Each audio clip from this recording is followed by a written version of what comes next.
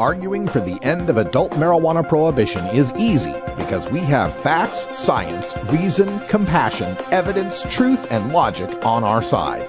It is even easier when researchers catalog it all for us. Learn how to gather the facts on marijuana use, arrests, seizures, rehabs, drug tests, and more in this edition of Drug War Data Mining.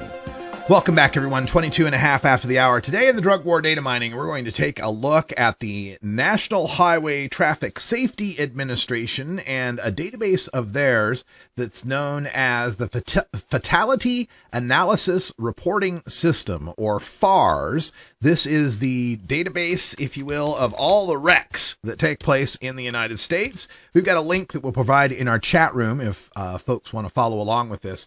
And the nice thing about the FARS data is it provides us information going all the way back to 1994 to give us a picture of how dangerous the roads are in America. Let's switch over to the video screen and I'll show you what I'm talking about here. This is the FARS website, and this top line, well, here's all your years, 2012 through 1994. And then you have your motor vehicle traffic crashes, and this particular bar that indicates the fatal crashes in the United States. And for all of 1994, there were 36,000 fatal crashes. And that number was going up throughout the 90s, 37,000, sticking around 37,000 through the early 2000s. By 2002, it rose into the 38,000s. 38,000, up to 2005, where it peaked at 39,000 traffic fatalities in 1 year in the United States. But check what has happened since 2005. Since 2005, that number has dropped substantially. 2005 was 39,000, 2006, 38, 2007, 37, and 2008 dropped all the way down to 34,000 fewer traffic fatalities. So a drop of 1,000 per year over a 3-year span each year, and then a drop of 3,000 in the span of just 1 year. Now, there are all sorts of reasons that we can point to as to why these changes might happen. Cars get safer, the roads get safer, we might have more police that are out doing patrols to keep people from driving so quickly.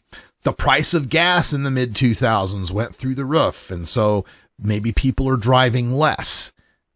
But another aspect of history that was going on during that time was the rapid expansion of medical marijuana in this country. From 2005 to 2008, you saw many more states adopting medical marijuana. And in those states, we see their fatalities dropping as well. And that has continued since 2008. In 2009, it dropped to 30,000.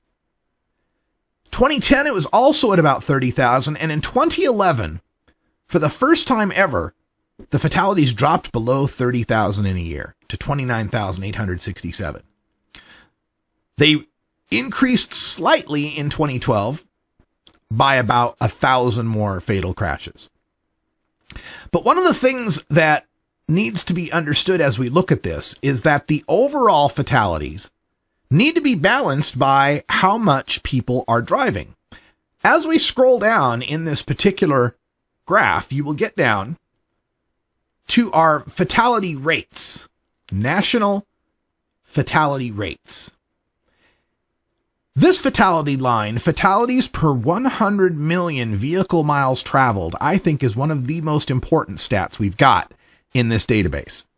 It takes into account that people are going to drive more in California, let's say, than they would drive in Rhode Island.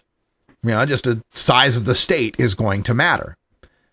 And as we look at this, it's quite interesting because now, balanced out by 100 million vehicle miles traveled, we had 1.73 fatalities. So for every 100 million miles that were traveled in the United States, 1.73 people died in 1994. This is a number that has done nothing but go steadily down. We are down now to 1.13 fatalities per 100 million miles. And this number has been below 1.15 for the past 4 years. What else has been going on in the past 4 years? Why, we've had many more states legalize medical marijuana. We've had many more states decriminalize marijuana. And we've had 2 states legalize recreational marijuana markets. And yet we do not see an associated bump in any sort of traffic fatalities. We see the numbers consistently down if we look at fatalities per 100,000 people, or fatalities per 100,000 vehicles, or fatalities per 100,000 drivers. No matter how you slice it, the fatalities are going down in the United States, even as more and more people are using marijuana. And if you'd like to break this down, in the top right corner, there's a link that will take you to the individual states. And it's very interesting looking at the individual states and seeing how their fatality rates have gone down.